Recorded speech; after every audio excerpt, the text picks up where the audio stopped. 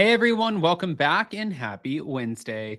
Okay, guys, well, I'm getting ready to get on a flight here shortly, but I wanted to go ahead and put this out there because Gina K from the Real Housewives of Orange County, where are you, Gina? There she is, right here. She's clapping back at Mr. Andy Cohen, and she had a great clap back. Plus, Angie K and her husband, Sean, are addressing the rumors. We're going to get into it. Before we do, smash that like button, show some love, and let's jump right in.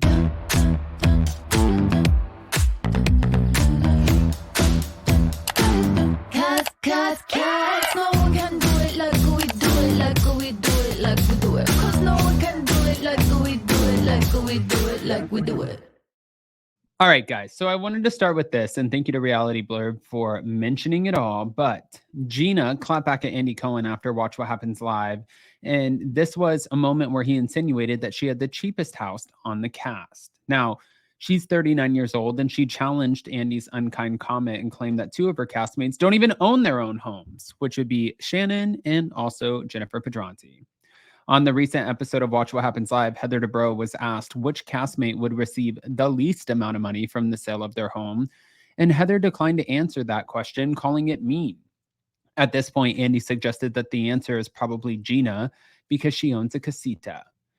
So after the episode aired, and I thought this was funny, Gina took to Instagram and clapped back at the diss, addressing Andy directly, and she alleged that two of her cast members don't own their homes, unlike her, and she also claimed that she is the only cast member to own her home by herself without a husband, and she's 10 to 20 years younger than her co-stars. She told Andy not to paint the picture that she's dragging behind the herd, and she called the host's comments, being Andy, unkind. She also captioned her post, "Proud homeowner." In the comments, you saw Jennifer Pedranti reacted with the message of support, saying, "What I wouldn't give to own," meaning what I would give, "what I wouldn't give to own my own home for me and the kids. That is something to be so proud of." Heather herself commented and said, "Amen, Gina, you're incredible." I mean, it's funny because this is coming off of the heel or on the heels that Bethany Frankle, like what she said about all of this, saying pretty much Andy Cohen, his questions are designed to have the women pitted against each other, and everybody signs up for it, right? You know what you're getting into, and if you don't, then by the second season that you're on it, you know what you're getting into.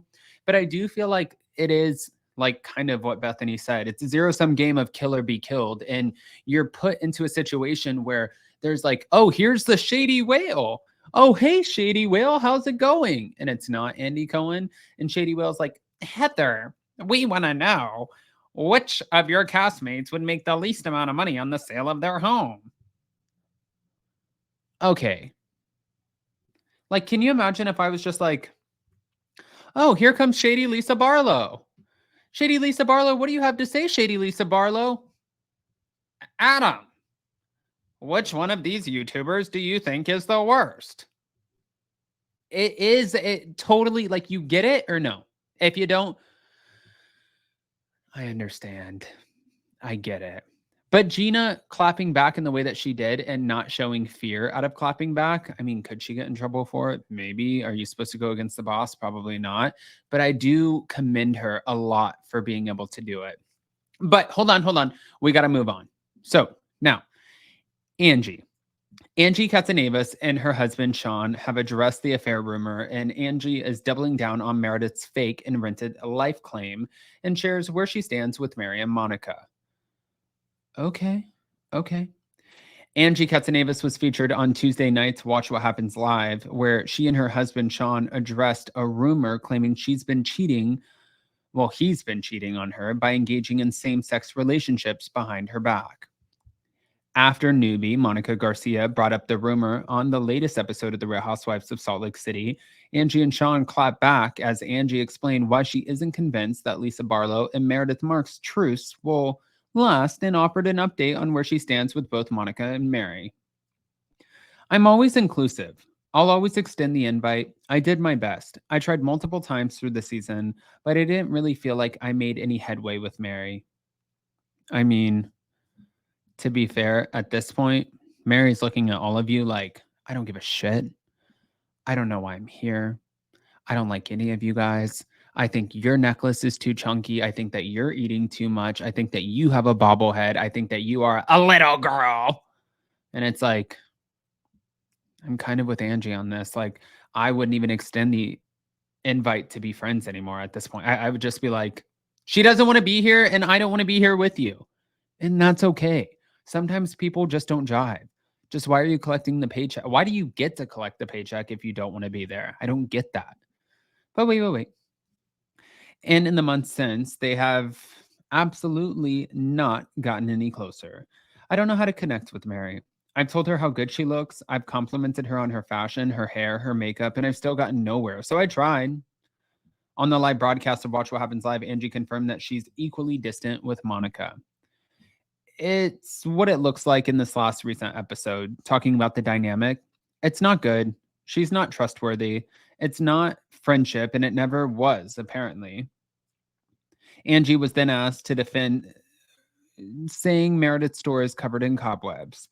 Hey, look, I'm just going off the fact that every time I've gone in there, there's been one little piece, a little dust around it, and it's the same piece that was still there months later. That's why I said she hasn't sold a piece since 2000 BC. Okay. I think that this is kind of an asshole move because Meredith sells a lot online based off of like what she shared. First of all, you don't just have your life unless you're, Jen Shaw or somebody else. You don't have this life where you're running around, you're living lavishly, you're going to Paris Fashion Week, you're going to Florida, you're going to Cabo, you're going to LA, you're going back to Salt Lake City, you're going to New York Fashion Week. That costs money. And unless there's like, unless you're just not doing anything for work, you think that Seth's isolated income is paying for all of this? I mean, it could be. But guys, let's be real. So wait. She also stood by her claim of Meredith's life being fake and rented. It kind of is. While some felt that Angie was too hard on Meredith amid their dinner table feud, Angie said that there was more to the story that wasn't seen. I had seen Meredith when the cameras were down. She hugged me and she told me all about her summer, all about her travels. I saw her again a week later and she hugged me. So I really didn't think showing up on that trip and the situation was going to elevate to what it did. I guess she had a lot more disdain for me than I really understood. But if you're going to see someone out socially and hug them and act like they're your friend, you should expect that they'd be a little taken aback that you're icing them out and exclude them from the group. From the sound of things, Angie and Meredith won't be making up anytime soon. And when it comes to Meredith and Lisa rekindling their friendship, Angie isn't sold. In fact, the viewer suggested that Meredith only made up with Lisa because she needed an ally, and Angie seemed to agree. You're a very smart lady. In my opinion, I don't think it's going to last because here we are again in the same predicament. I had Lisa calling me crying because of the rumors that Meredith was putting out there about Lisa, and now I'm in the same position with my daughter and my family. So no, it's been hurtful for Lisa to relive, and it's kind of just reopened a wound that was already there. So I don't know how long Lisa can trust and comfortably move forward comfortably with Meredith. But as for the rumors that Meredith alluded to about Angie's life, Angie accused Meredith of playing copy and paste before noting that Monica wasn't being a friend by bringing them up. I feel like the two of them are both lying, and there's some holes in the story. Monica said, oh, she said this, and last week she's backpedaling on the rumors. It's just a lot of holes in the story, and it's not adding up. It just feels like someone wants to hurt me and be relevant at my expense. But Angie said that she's never heard the rumor prior to Monica mentioning it. She said, I think they're stereotyping for a hairdresser who has been doing it for 15 years. So yes, you may have heard that, but there have been no infidelity rumors in my marriage existing in Salt Lake City or elsewhere. Meanwhile, Sean, who is also in the audience, spoke out as well, saying it was interesting. For me, it's not a gay straight thing. It's an infidelity thing for me. We love our gay community and we've embedded in it for 30 years now, just based on what we do for our business. But, it's just, I'm here to support Angie and I'll take all the hits. And I thought that was a great way to mention that. But guys, go ahead and comment below.